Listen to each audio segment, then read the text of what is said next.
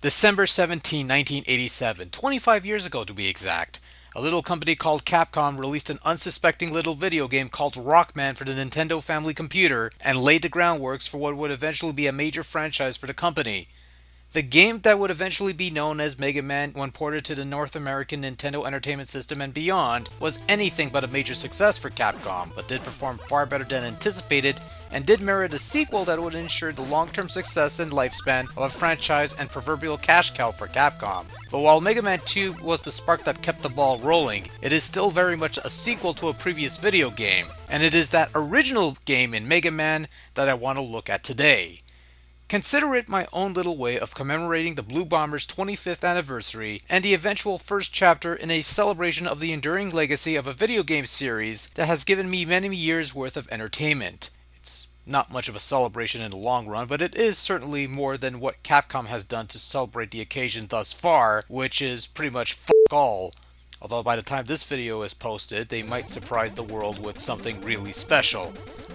I'm not holding out hope for that though. Mega Man is a fairly simple platform game that gives you the option of choosing the order of 6 initial stages you wish to progress through. It's nothing special now, but back in the day this type of thing was rare for an action game of this style. Only role-playing games or adventure games would feature this kind of open-endedness and flexibility. Not only that, but you get special powers by defeating the bosses of these stages, which you can use against the other bosses to even the odds somewhat. Along the way, they'll find something called a magnet beam, which allows you to create platforms you can climb on before they fade away forever. Oh, and by the way, you need this beam to progress onwards in the Wily levels, so don't snuff it. For the most part, controls are fairly responsive and Mega Man is fairly easy to control. The only thing you'll have to be careful here is that Mega Man doesn't have too much traction. I've noticed that a single tap on the D-pad will make him move a nice chunk compared to in later games. So precision tapping when it comes to motion is somewhat of a rare and foreign concept in Mega Man's initial outing. But other than that though, it's not too bad. Most Mega Man games follow a pretty standard formula, and as a result of this, they tend to be somewhat easier as games progress.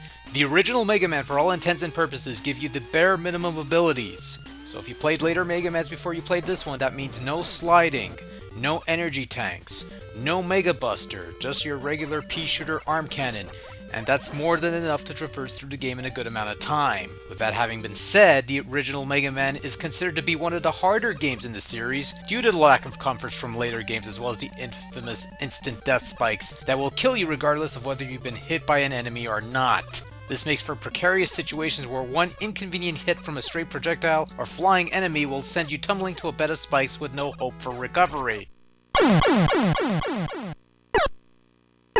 Also, some of the robot masters tend to be overwhelming at first. In fact, there's a couple of them that actually can kill you in 3 hits.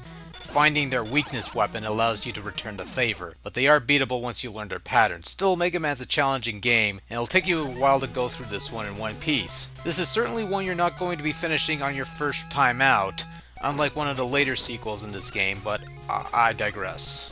For the most part, the graphics in the original Mega Man are iconic, not so much in the sense that you'll be building shrines for them, but apparently iconic enough that we got a new game in 2008 and another one in 2010, built around that graphic style.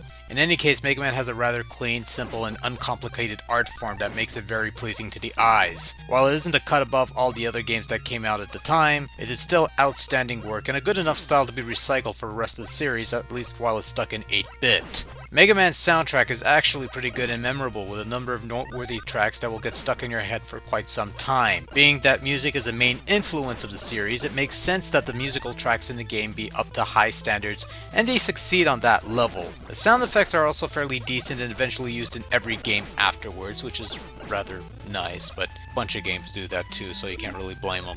While the original Mega Man didn't have any hidden features or extra game modes or second quests or whatever the case may be, it did offer players with several undeclared challenges with the stage select function. Yes, there is a quote-unquote proper order you could take, considering each robot master is weak against a specific master weapon, and you have that whole rock, paper, scissors aspect of the gameplay that's stuck with some of the later titles in the series, but some players will find ways to challenge themselves by attempting stages in different orders or limiting the use of special weapons or just sticking with the arm cannon among other things. Never mind some of the more bold, self-imposed challenges few like to tackle. While it's not a truly expansive experience, you'll get more bang for your buck than you'll ever realize.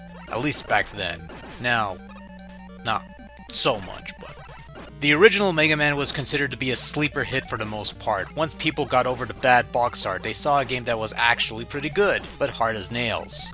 Even today, among all the other Mega Man titles, it still holds up rather well, and it's still a fun game to play, but sadly, it's not one of the series' best. Consider it more to be a prototype of the formula that would eventually be finalized in the game's superior sequel, Mega Man 2. Mega Man 1, meanwhile, is worth a try if you want to see where it all started. While it is generally difficult and not all that refined, it's still a decent title, and is only a sample of great things that would eventually come out of this franchise.